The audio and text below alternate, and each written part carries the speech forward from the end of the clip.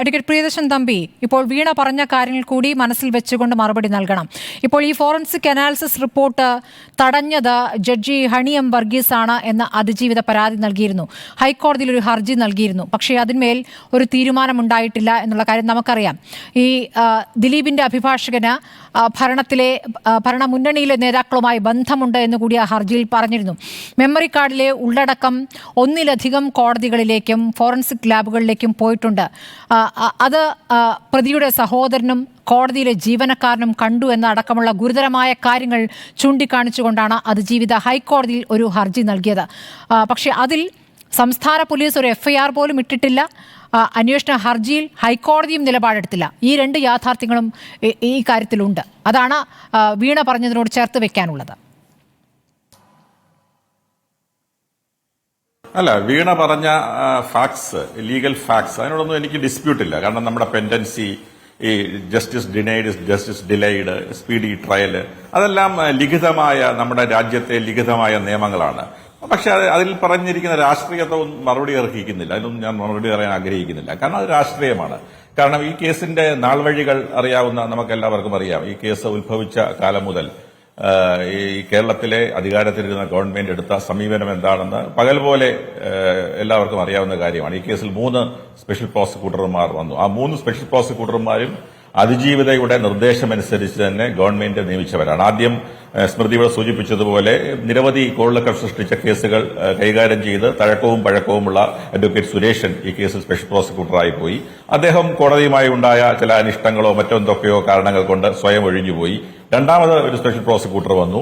മൂന്നാമത് നമുക്കറിയാം, ഈ റിപ്പോർട്ടർ ചാനലിൽ തന്നെ സ്ഥിരമായി ഈ വിഷയത്തിൽ ചർച്ചയിൽ പങ്കെടുത്തുകൊണ്ടിരുന്ന തിരുവനന്തപുരത്തെ പ്രമുഖനായ അഭിഭാഷകൻ അജുകുമാർ, അദ്ദേഹം ഈ കേസിൽ ഈ അതിജീവിതയുടെ ആവശ്യപ്രകാരം സ്പെഷ്യൽ പ്രോസിക്യൂട്ടറായി ഗവൺമെന്റ് നിയമിക്കുകയും അദ്ദേഹം വന്നതിന് ശേഷം വളരെ വളരെ പ്രശംസാർഹമായ രീതിയിൽ ഈ കേസിന്റെ പ്രോസിക്യൂഷൻ നടപടികൾ മുമ്പോട്ട് പോവുകയുമാണ് ഉണ്ടായിട്ടുള്ളത്.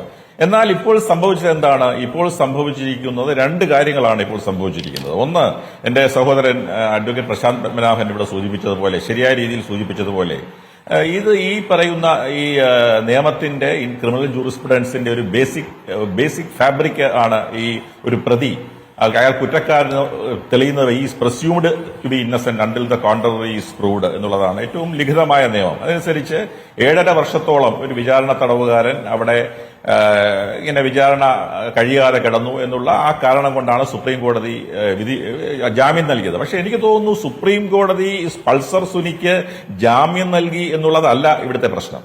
ആ ജാമ്യം നൽകിയതിനപ്പുറം ചില ചോദ്യങ്ങൾ ഈ കേസ് ഉയരുന്നുണ്ട്. ആ ചോദ്യങ്ങൾ എന്ന് പറയുന്നത്, ഈ case because of the multiple reasons ഈ കേസിൽ ഡിലേ ഉണ്ടായി.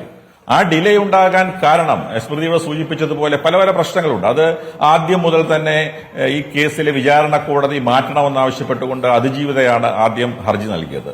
അതില് ശക്തമായ ചില വാദമുഖങ്ങൾ ഉണ്ടായിരുന്നു. പക്ഷേ ദൌർഭാഗ്യവശാൽ അത് സുപ്രീം കോടതിയിൽ പോയിട്ടും ഈ കോടതി തന്നെ വിചാരണ നടത്തിയാൽ മതി എന്ന് ആണ് വിധിയുണ്ടായത്. അതിന്റെ അടിസ്ഥാനത്തിൽ അവിടെ തന്നെ വിചാരണ നടക്കുകയുണ്ടായി. പിന്നീടാണ് ഈ അവിടുന്ന് ഡിവൈസിലുണ്ടായ ഹാഷ് വാല്യൂ മാറിയതുമായ പ്രശ്നമുണ്ടായത്. ആ പ്രശ്നത്തിലും അത് പ്രോപ്പർ ടൈമില് കോടതികൾ അതിന്റെ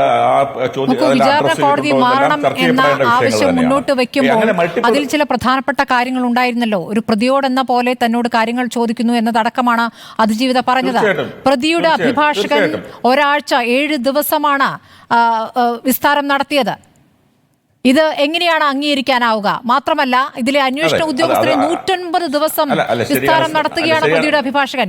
57 ഇടത്തായി ഈ വിചാരണയ്ക്ക് എത്തും മുൻപ് 57 പെറ്റീഷനുകൾ ഈ 8ാം പ്രതി കൊടുക്കുകയാണ്. കാര്യങ്ങൾ വൈകിക്കാനുള്ള ബോധപൂർവമായ തന്ത്രം അത് വിജയം കണ്ടു. തീർച്ചയായിട്ടും. കാരണം നമ്മൾ ഉൾപ്പെടെയുള്ളവർ ഈ ചർച്ച ഇതിനു മുമ്പും നമുക്കറിയാമല്ലോ, ഈ കേസുമായി ബന്ധപ്പെട്ടുകൊണ്ട് നിരവധി പ്ലാറ്റ്ഫോമുകൾ അതിജീവിതയ്ക്ക് അനുകൂലമായി ചർച്ച ചെയ്യുന്ന ഒരു വ്യക്തിയാണ് ഞാൻ ഉൾപ്പെടെയുള്ളവർ. അപ്പോൾ അന്ന് മുതൽ തന്നെ നമ്മൾ നിരന്തരമായി പറഞ്ഞുകൊണ്ടിരുന്ന ഒരു കാര്യം ഇപ്പോൾ സംഭവിച്ചിരിക്കുന്നു എന്ന് വേണം കരുതാൻ. കാരണം എന്താ പറഞ്ഞുകൊണ്ടിരുന്നത്? പലപ്പോഴും ഈ നടനെ അനുകൂലിക്കുന്നവർ പറയുന്ന ഒരു വാദം, ഞങ്ങൾ പെറ്റീഷൻ കൊടുത്തു ഞങ്ങൾക്ക് ഇതുമായി യാതൊരു ബന്ധവുമില്ല. ഈ പ്രധാന പ്രതികൾക്കെതിരെ തെളിവുണ്ട്. പ്രധാന പ്രതികൾ എന്ന് പറയുന്നത് സംഭവം അത് നേരിട്ട് ചെയ്തവരാണ്, അല്ലെങ്കിൽ നേരിട്ട് ഉൾപ്പെട്ടവരാണ്. അവർ ചെയ്തതായി അതിജീവിതം നേരിട്ട് കണ്ടിട്ടുണ്ട്, അതിജീവിതം മൊഴി നൽകിയിട്ടുണ്ട്. അതുകൊണ്ട് അത് വേറെ കേസ് ഞങ്ങളുടെ. പക്ഷെ നമ്മൾ അന്നേ പറഞ്ഞത് എന്താണ്? നമ്മൾ പറഞ്ഞ ഒരു പ്രധാനപ്പെട്ട വാദം, ഈ ഒരു കേസ് എന്തെങ്കിലും കേസിൽ ഏത് പ്രതിയുടെ പേരിലായാലും ശരി, ഗൂഢാലോചനയിൽ പങ്കെടുത്ത പ്രതിയുടെ ആയാലും ശരി, ആ പ്രതിയുടെ വക്കീലിന്റെ ഭാഗത്ത് നിന്നായാലും ശരി, പ്രധാന കേസിനെ ഷേക്ക് ചെയ്യാൻ വേണ്ടി ശ്രമിച്ചാൽ ആ കുലുക്കം, ആ ഷേക്കിംഗ് അല്ലെങ്കിൽ ആ കുലുക്കം ഒരു സംശയവും വേണ്ട, അതിന്റെ ബെനിഫിറ്റ് എല്ലാ പ്രതികൾക്കും കിട്ടും. അതിന്റെ തെളിവാണ്, അതിന്റെ ഏറ്റവും വലിയ തെളിവാണ് ഇന്ന് ഈ പ്രതിക്ക് ജാമ്യം കിട്ടിയിരിക്കുന്നത്. കാരണം ഈ ഡിലേ, ഈ കേസിലുണ്ടായിരിക്കുന്ന ഡിലേ, ഈ കേസിലെ വിചാരണ എന്ന് പറയുമ്പോൾ നമ്മളൊരു കാര്യം, ഞാൻ ഒരു ക്രിമിനൽ അഭിഭാഷകനാണ്. ഞാൻ ഒരു കാരണവശാലും യുദ്ധകാലാടിസ്ഥാനത്തിൽ ക്രിമിനൽ കേസിന്റെ വിചാരണ നടത്തണം എന്ന് പറയുന്ന ആളെയല്ല, പറയാനും പാടില്ല. കാരണം നമുക്കറിയാം, ഒരു പ്രധാനപ്പെട്ട ക്രിമിനൽ കേസ്, ഒരു മർഡർ കേസ് അല്ലെങ്കിൽ ഇതുപോലെയുള്ള death penalty, death sentence, life imprisonment വരുന്ന ഒരു സീരിയസ് ക്രിമിനൽ ഒഫൻസിന്റെ ട്രയൽ എന്ന് പറയുന്നത് ഏറ്റവും വലിയ പ്രോസസ്സാണ്. അത് ഒരു ക്രിമിനൽ കേസിന്റെ ആത്മാവ് എന്ന് തന്നെ നമുക്ക് വിശേഷിപ്പിക്കാം ട്രയൽ പ്രൊസീഡിംഗ്സിനെ. തീർച്ചയായിട്ടും പ്രതിക്ക് അതിന്റെ നിരപരാധിത്വം തെളിയിക്കാൻ വേറൊരു അവസരം കിട്ടില്ല. കാരണം സുപ്രീം കോടതിയിലോ ഹൈക്കോടതിയിലോ പിന്നീട് കേസ് പോയാൽ പോലും ക്വസ്റ്റൻ ഓഫ് ലോ ആർഗ്യുകയും അല്ലെങ്കിൽ ഇത് ബേസ് ചെയ്തുള്ള ട്രയൽ ബേസ് ചെയ്തുള്ള ആർഗ്യുമെന്റ് അവിടെ നടക്കുകയുള്ളൂ. അതുകൊണ്ട് തന്നെ ഒരു പ്രതിഭാഗത്തിനും വക്കീലിനും പ്രതിഭാഗം അഭിഭാഷകർക്കും ഈ ക്രോസ് എക്സാമിനേഷൻ ചെയ്യാനുള്ള അവകാശമുണ്ട്. യാതൊരു സംശയവുമില്ല. അവർക്ക് അവരുടെ റൈറ്റ് ആണത്. പലപ്പോഴും ഈ പറയുന്ന പോലെ സ്പെഷ്യൽ പ്രോസിക്യൂട്ടർ ആയാലും ശരി, പ്രോസിക്യൂഷൻ സാധാരണ പ്രോസിക്യൂട്ടർമാരായാലും ശരി, അവരുടെ ക്വസ്റ്റ്യൻസ് ഒപ്പോസ് ചെയ്യാൻ കഴിയും എന്നുള്ളതല്ലാതെ അതിനെ നിയന്ത്രിക്കാൻ ഒന്നും കഴിയില്ല എന്നുള്ളതാണ്. ഇപ്പൊ സുപ്രീം കോടതിക്ക് പോലും ടൈം ലിമിറ്റ് കൊടുത്തിട്ട് ഈ കേസ് തീർക്കാൻ കഴിഞ്ഞില്ല. എന്നാൽ പോലും ഞാൻ പറയുന്നു, at any view of the matter, നമ്മൾ ഈ കേസിന്റെ എന്ത് ബെനിഫിറ്റ് കൊടുത്താൽ പോലും ഈ അനിതര സാധാരണമായ ഡിലേ ഈ കേസിൽ ഉണ്ടായി എന്ന് ഞാനല്ല പറഞ്ഞത്, നമ്മളാരുമല്ല പറഞ്ഞത്, സുപ്രീം കോടതി തന്നെ എന്ന് ചൂണ്ടിക്കാണിയിരിക്കുന്നു.